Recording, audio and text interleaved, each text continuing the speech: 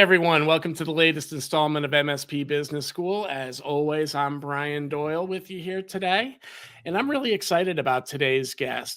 This is somebody that I had the pleasure of being able to be a guest on his show during the Pitch It competition last year, and I've seen him out at a few of the conferences. And it's kind of fun to get somebody that does what we do here to come on the podcast as well. So I'd like to introduce to everybody, known as Uncle Marv, Marvin Bee. And Marvin, good to see you, Marv. Good to see you, Brian. Thanks for having me on. I really appreciate you coming on. This looks like it's going to be a fun one based on some of the conversation we had prior to the show. So, I think first and foremost, though, share with people a little bit that might not know you, a little bit about who you are and what you do today. So, of course, most people know me as either the host of the podcast, the IT Business Podcast, or the owner of what I consider a boutique shop down in Fort Lauderdale, Florida. And I have run my business since '97. Most people that have listened to my show probably know that I started that after working for 2 years as part of a tech shop here. And we did sales of new and used computers. I ran the tech shop in the back, but we did not do on-site service. And we had a lot of people coming in asking if we could do on-site. And the owner let us do it after hours, but not during business hours, which is when most businesses need support. Yep. So I left in '97 to do that and didn't really have an idea if it was really going to work or not. My boss at the time thought I'd be back at his place after a year. And needless to say, I did not go back. And in fact, years later, he asked me if we could partner up together and do some stuff. But that's my history. I did not start off wanting to be a tech. I was a jock in school. So I did football, track, basketball, beat up on a few nerds back then. But here I am ending up as a nerd myself. Yeah, it's funny, and I enjoy meeting people that came from that side too, because as you know, this is such a tech founded industry overall. I came from the business side of the house as well. Similar to you, I played baseball and football throughout the years, rugby in college, and all of a sudden I found myself in tech because I think both, for the listeners who aren't watching on YouTube, Marv and I come from the same generation where a lot of us found our way into tech because tech was just exploding, and the opportunities really showed up there for those that were even non-technical, and we all kind of grew into it. So I appreciate that. Now, you mentioned boutique shop. What makes you a little bit more boutique? What are some of the things you're trying to limit yourself to? So one of the things that I have done is when I tried to grow my business early on, I was not doing a very good job of it. Part of it was because the techs I hired were just either non-motivated, and we were still doing on-site primarily because back then I didn't know that you could do remote stuff, or I should say remote wasn't a big thing. So in 2012 is when I actually got rid of my last tech because I came across software that I could do a bunch of stuff remotely and not have to worry about the tech. And then 2016, 2014 is kind of when I got introduced to managed services. The difference, I think, for me is that I've not taken the traditional MSP route where I've looked to grow, by my stack or my endpoint count. I just went to my customers and talked to them about what their needs were. And I've built my business around that. And I realized that I liked being small in a sense. Yep. And not to say that you can't be small versus big or one way or the other, but I found that giving my customers, that dedicated support where they felt like, okay, Marv's going to take care of us. He's going to answer our calls. We're not going to be stuck into, voicemail hell. We're not going to become a ticket number, that sort of thing. So I focused on getting quality customers and trying to keep them for life. Yep. And that was based on a business book that I had read, Built to Last, where you looked at your customers over the lifetime. What is their value to your business over the lifetime, not per transaction? Yeah, that quality over quantity story is a big one, and I think it gets lost a little bit in the world today with the M&A stories that we're hearing and the scale up stories that we're hearing. But if you could be a trusted partner with your customer, I used to say, "Why did I get into IT?" Because it's a gift that keeps giving. That customer is going to have continual needs, and if you can tap into them correctly, you're gonna benefit. But don't force it on them. I love the "ask me what they want" statement that you shared with me earlier. Yeah. And that comes from, so I want to go back. You guys had a recent episode, because I do listen, the the five killers of TBRs or Yep. something to that effect. And it was interesting listening to that where you talked about, getting the right people at the table, which is always a struggle for us. Yep. And I think part of that reason is we approach the customer with the TBR or TBR being all about us and our stack and what we can do for them, as opposed to the way I've run my business, where I don't go to those meetings with a whole list of things that here's what I can do and here's the value. Like, Yep. I just simply ask them what they want and then try to deliver. Look, they're business people across the table from us, right? They deal in outcomes. They want to know what the outcomes are. They don't want to know the how, the why, the what. That's what they're paying us for, right? They want to understand, how are you going to make my business better? And if we can talk to them in that language, everything just goes so much smoother. Yeah. And, the one concept that I finally got some owners to sit down with me was, all they wanted to hear is my employees are complaining about this. How can we fix it? Yep. And sit down with them. Well, we could probably do this or this. And it's interesting because a lot of the times it's not about the money. Nope. Because I have one client who I thought would never buy from me 20 years ago. And they are my second biggest client right now. And anytime we have something come up and I say to them, well, that's going to add a little bit to your monthly, they're like, we don't care. We trust you and we just do it. Well, the MSP community always talks about demonstrating value. And the reality is that statement right there is they see the value. They see, have seen it historically. So they're not worried about the pennies because they've seen the payback too. And that's a critical part, I think, of the TBR conversation is if you always go in with that mindset of what's in it for them and think to that, you're going to build trust. You're going to have less sales friction. All that stuff's just going to cascade down. That becomes win-win for both of you. So kudos to you, man. All right. All right, good stuff. So, TBR. So I guess that's a part of your business, something that you do on the regular, which is tough sometimes to stay consistent with. I know that's one of the biggest things I hear from some of my folks, but Yeah. if you do it, the rewards are there. You were Yep. talking also about growing your business and the acquisition story, right? That's another key thing that MSPs are always looking for. Share a little bit about your approach there and, how you go about obtaining new folks to manage. So, well, let me first say that growth for me is not always about growing the number of endpoints X percent over, Yeah. year over year, which is what a lot of us are told to do. Sometimes it's about growing with the customer, which could result in more endpoints as they grow. But it could be services. It could be that the only thing they want you for in the beginning is just to support their computers. And then as you build that relationship with them, okay, now you can do the phones, now you can do the cameras, now you can do the cybersecurity, all of those things. So that's just as much growth as growing the number of endpoints. And that's what I've done there. The other part to that is the networking aspect. So I don't do marketing. I don't send out email lists, I don't send out flyers, I don't buy banners or ads or anything like that. I network. Now I network less now than I did in the beginning because in the beginning Because I you've was trying to streamlined. get that business. But, getting out there and talking to people, and it's not just things like, your networking group, whether it's a BNI or a similar organization or the chamber or stuff. My biggest networking came from the fact that I called a fellow computer consultant when I was getting a new customer. And it was for one of the legal softwares. And I said, let me call this person and, see if I can chat with them and have a little lunch before we meet each other at the client. I wanted to meet them before. And that consultant loved that idea that I did it.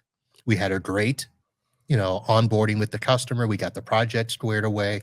I got the customer as a client, and that person referred me just about to every other legal customer that needed support. And my takeaway from that is, everything you do is considered networking because you never know where the business is going to come from. I did not go to lunch with that person expecting them to refer me business, but as a result, it did. My daughter likes to laugh at me all the time because when we're out, I embarrass her because I love to talk to anybody I'm in line with anywhere. But I've found over the years, you do run into people that ultimately you can build a relationship with in some manner. Maybe they do become a customer, maybe they become a partner. You find people that you just had no idea might cross into your world. And it all starts just with getting out there, right? So the hustle is real. Yeah, it is. Awesome.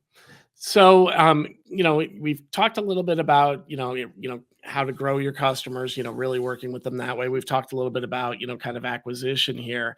I'd love to get your take on the state of the industry. You get to talk, as I do, to a lot of different MSPs, a lot of different vendors, a lot of different folks that have different perspectives. What are you seeing going on and what are you interested in these days?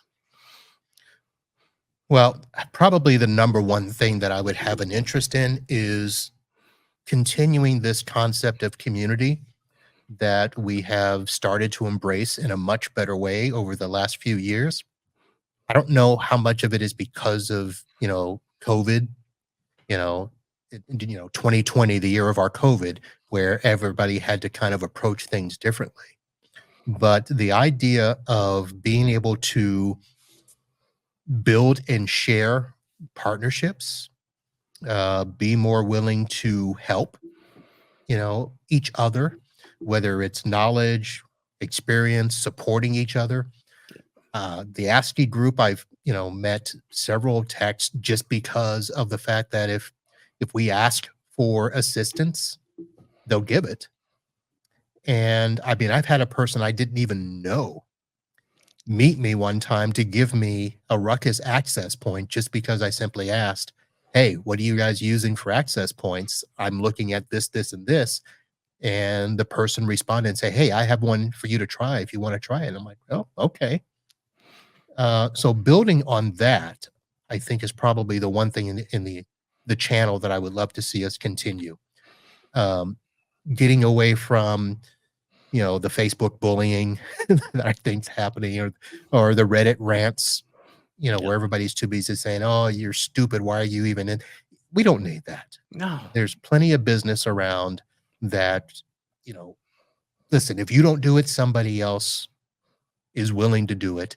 If you're willing to help somebody, that will come back to you. I don't know, twofold, tenfold, whatever the number is. So just building community.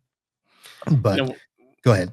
I was gonna say, when I look at it that way, when I do see people tear people down, I want to remind them we all came into this industry with a different skill set, and we're all at different points in our arc.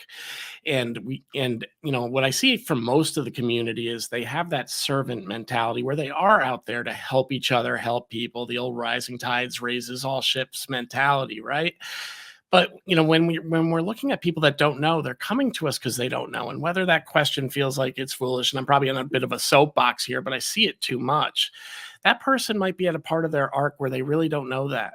And if we really want to keep the industry strong, we need to educate them too so they don't make mistakes for their customers, which then can cascade wilder. So I love the fact that, when you look at community too, it's how do we rise people up and you really, kind of capitalize on that story. Yeah. And it's weird seeing it from the perspective of both an MSP Yeah. and a podcaster. I get to, interview other MSPs, and I get to, interview a lot of the vendors in the channel. And it's, I don't want to say it's odd. It's not surreal. It's not, it's just interesting hearing the perspective from both sides. And the gap in the vendor community is just as big as the gap in the MSP space. There are, new and emerging vendors that need to learn the channel. And some of the older guard is, willing to help. The ConnectWise IT Nation Pitch It is one of those. Perfect example. And then there's others that are like, you know what? We don't need any more vendors in the space. They're taking our business. Well, it's a weird thing because over in being a vendor in the vendor space, we use less community, and it's called building an ecosystem, right? And it's that concept, but it's the same exact thing. You're building like-minded relationships with vendors, and you're right. Some vendors embrace it. Some vendors thrive off of it, and some vendors are very guarded to it. Where I think I see more in the MSP community, they're willing to help each other as long as you're not right in their backyard taking their lunch, right? And True, and that true. certainly opens it up a lot more today as well. Yeah, that is true. The other thing in our industry right now that I'm struggling with, I'll be honest, is the idea of building the perfect stack. Yep. I mean, we're being told that we've got to have all these things in there, and I've actually years ago taken the approach of I'm more about stack optimization. What is it in my stack that is helping me support my customers in the best possible way possible? The best possible way possible. That was ridiculous. But it's more like, I mean, of course, we want to automate as much as possible. So of course we want the stack that'll be able to do that for us. But it's not just that, it's what is the solutions that best fit the customer. It goes back to what we talked about earlier. Ask your customers what they want. And sometimes parts of your stack they don't want. And it's not necessarily because they don't know what it is or they don't know that they don't want it. It's not going to help them in their business right then, right there. So I do my stack a little differently. I don't force everything on everybody. I also don't have one particular vertical. So that kind of, makes it easier because, I had some healthcare, so that's one stack. I had some law firms was another stack. I have some retail businesses, that's a different stack. And being able to customize or optimize that stack for that customer is, I would love to be able to see the industry help us with that a lot more, as opposed to this is your stack. You got to have one of these and everybody gets the same stack. And I like the statement you said about stack optimization too, because I think one of the things that we see, and probably see it more from the vendor lens, of course, is there's a lot of shiny toy syndrome out there in the MSP space too. I'd be curious to hear from you, Marv. How long have you been on your RMM system? When was the last time you changed that out? So, okay. Did I just hit you on what I shouldn't have? Oh my goodness. No, because that has been a topic of late for me. So I'm still on my original RMM. And that's the statement I'm really looking at, right? I see a lot of MSPs think that there's a silver bullet that's going to change service delivery for them. At any time on the, at least in my experience when I was an MSP, those RMM vendors had similar features. One would be leading the other, one would be lagging behind, eventually catch up. And there's kind of that game there. But what I would see is some of my fellow MSPs that we would go with that would swap out these tools every 2 to 3 years. And I think about all the work you put into optimizing it, automating it, configuring it to do what you do, and then it's strip it down and let's build that all out again. I think a lot of times for that short amount of money you might be saving or that new feature you might be getting, sometimes you're forgetting how much the soft costs are in really managing that stack. So the answer that you had was, one, I'm not saying don't look at making changes or don't look to optimize your business, but I see a lot of people with their core tools making changes regularly to answer to, problems in the moment, but not necessarily problems that are going to be long-term or couldn't be solved by all. Right. And part of the reason I never switched because it worked for me. Yeah. And it wasn't about the money, which is the big pitch. It's like, we can save you money. I'm like, okay, how much? Pennies per endpoint? That doesn't move the needle for me. Yeah. There are some, where it could be significant, but I have to lose bits and pieces of what I'm doing because I have to rebuild other parts of it. It's not just the RMM. It's, what's integrated with it and stuff like that. So, the closest I've come to moving is when it actually got to the point where I could probably save $500 a month. Yep. And I think most MSPs would do that without even thinking.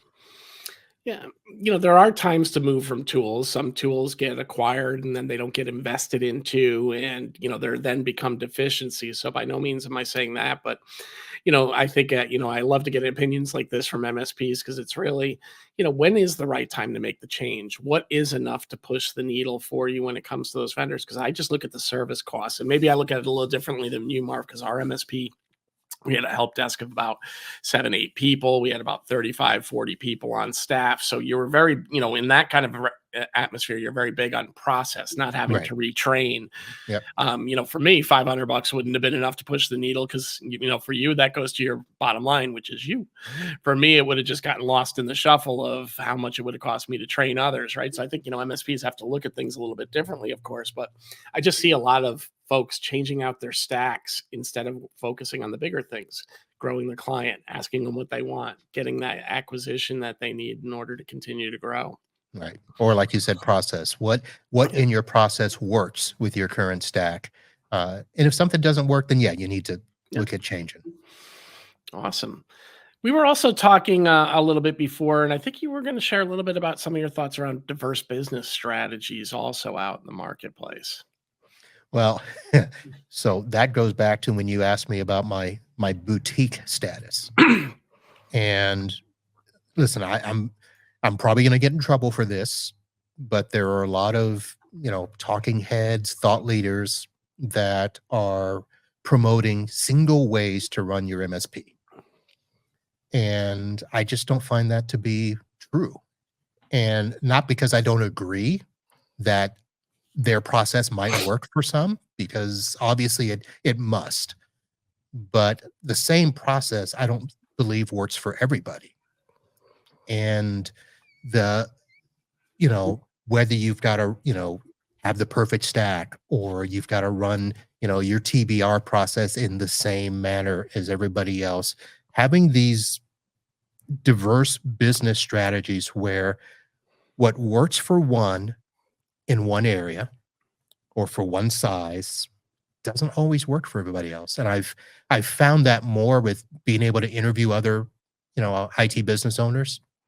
And a lot of it goes to, you know, profitability, process, efficiency, and then is happiness. Are you happy running your business? And service leadership talks about the 4 quadrants, right? And where do MSP sit? And the reality is, if you're trying to be the empire builder, or if you're doing it for the lifestyle, those are 2 different operational models, right? Right out of the box. So you can't subscribe to this one size fits all approach to growth.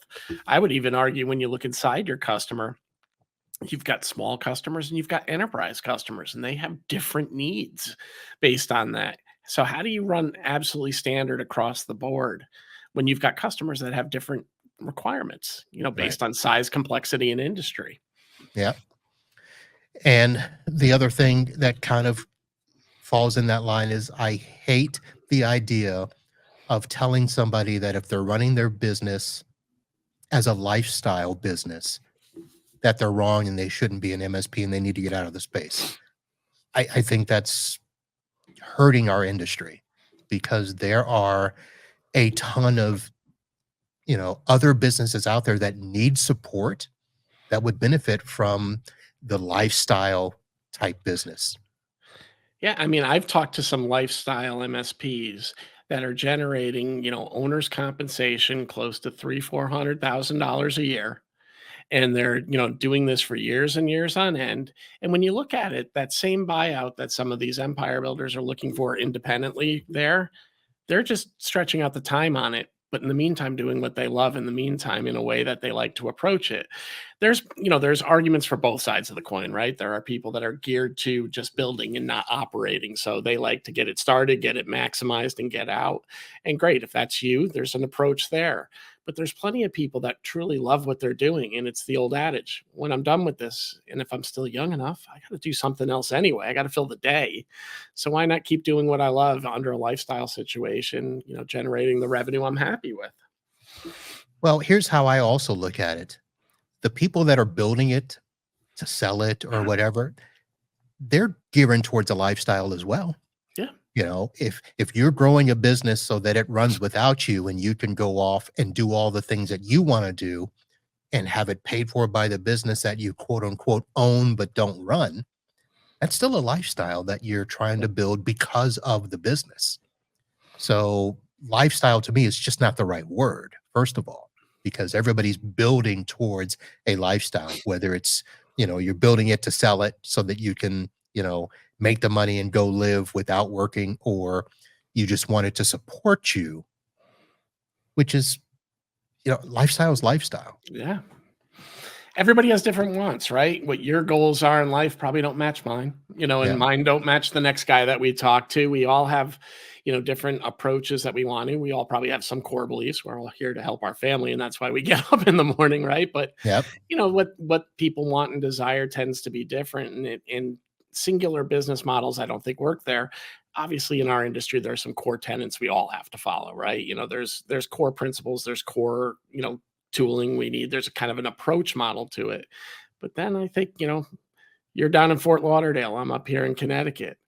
Our economies are getting closer to the same, but they're probably, they were Right. different for a long time, and you look at somebody that's out in the Midwest, they've got a totally different approach and a totally different customer sentiment than, Right. what I deal with sitting between New York City and Boston. But you still have to, protect customer data. Yep. You still have to Core, protect against cybersecurity. I mean, core. it's all the same thing, just go about it a different way. Awesome. Well, we're getting near the end of our time together, but I do want to make sure we talk about a few other things that you've got going on. Talk a little bit about the podcast for those that don't actually know the IT Business Podcast. So the IT Business Podcast is a rebrand of a previous podcast called Podnuts Pro, which originally was designed to be a uh, show for IT business owners, where we talked about how to start and grow the business, and focus on business support as opposed to residential support. So it was that next step, from starting your business, being a trunk slammer like I was, and going into support business and doing that. It has since evolved into being much more of a generalized IT business podcast where we talk to both IT business owners, we talk to thought leaders, we talk to vendors, and we talk about anything that can help us in business, whether it's, optimizing our efficiency, whether it is how to be a better business owner, how to work with your employees. So all of those things. So it's a multifaceted show now. Awesome. And you've started up another show, if I am correct, as well. I did. I haven't really promoted this a bunch yet, but it's my unhealthy podcast. And that was basically, so I had started another podcast during COVID, which was just to kind of rebuild my community outside of tech with, high school, college buddies, reconnecting with them and stuff. But I've also been struggling with, since I started doing the IT business podcast, I kind of put aside all the other stuff that I did. Yeah, I used to play ball on a regular basis with people. I used to be active and stuff. And then I basically retired and I said, I'm done. I'm not going to be running anymore. I'm not playing basketball. I'm not going to a gym. But after a few years, I'm like, I got a little bit of a belly and a little bit of that, sluggishness when it Yep. comes to, being happy and healthy and that sort of thing. And I'm like, I need to have a journey with that. And so the Unhealthy Podcast is me kind of reimagining the healthy part of my life and talking with other people about, hey, what is it that makes you happy? What is it that you struggled with? What is it that you found unhealthy that you switched and turned into healthy? So it could be habits, it could be health, Yeah. fitness. I've had some people on the shows. We're talking about microdosing. We're talking about. I've got somebody we're going to be talking about just simply water, Yeah. imposter syndrome. So all of these things that you know are things that we can turn from unhealthy to healthy, and that's what that show's about. That's awesome because, I look around this industry and I've talked to a lot of folks over the years that have, spent like ourselves, 20 plus years within it. And those periods in the middle where you're so busy, that concept of forgetting to do the things that you're supposed to do and getting a little extra around the waist, Lord knows that happened to me. But also kind of losing touch with some of your relationships, feeling the burnout, some people feeling the depression. It's amazing as time's gone by how many people have opened up and talked about those bouts with depression and fear when their business was either in a downturn or they couldn't juggle both things on the family. And it does usually just take some small habit change to make a difference. I set out personally at the beginning of this year. I was like, one of my things this year, because COVID kind of brought me inside and then working from the house brought me even further inside. I've got to make sure that once a week I'm going out and just seeing one of my friends somehow, meeting them for a Mm, cup of coffee, just going somewhere so you're back in that community as somebody that, works largely from home. right. So, Yep. Relationships has come up on the Unhealthy yep, podcast. Just, how do we, connect with other people? So, yep, that's great. all a part of it. So, Marv, with that being said, how can people reach you, if they want to talk to you more? So, probably the best place lately has been LinkedIn, and I'm there. Or if you go to either my website, mbsystems.net, or the itbusinesspodcast.com, there are email links that you can just email me directly, but that's pretty much it. And as always, listeners, we'll put in Marv's LinkedIn address as part of the show notes, both up on the podcast side and on the YouTube side as well. So, if you want to reach out to him, or at least at the bare minimum, connect with him so you can stay up to date on what's coming up latest, next on the IT Business Podcast and the Unhealthy Podcast, and tune in. I encourage you. He's got a great podcast, and we're all out there to support one another as well. And I love what he does over there. So, Marv, any closing comments you'd like to make before we wrap up today? So let me do this. One of the things you had asked me to bullet point was work-life balance. Let's talk about it.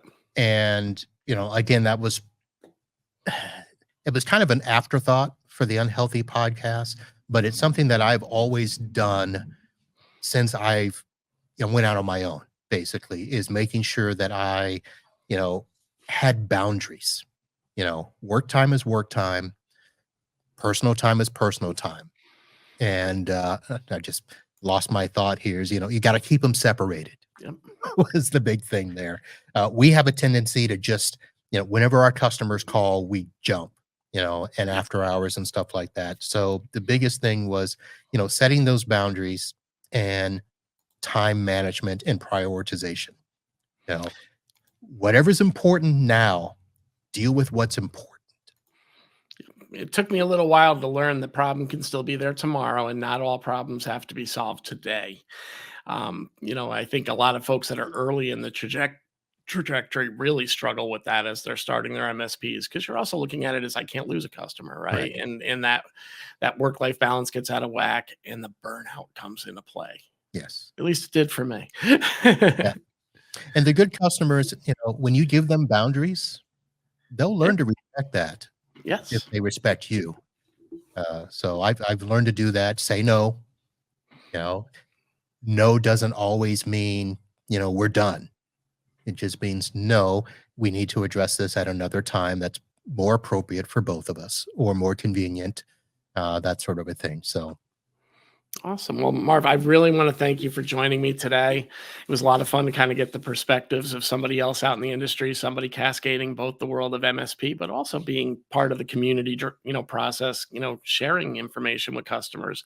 It's not a small feat to get out there and get to to book your guests, get them on each week, interview them, and then still have time to do your day job.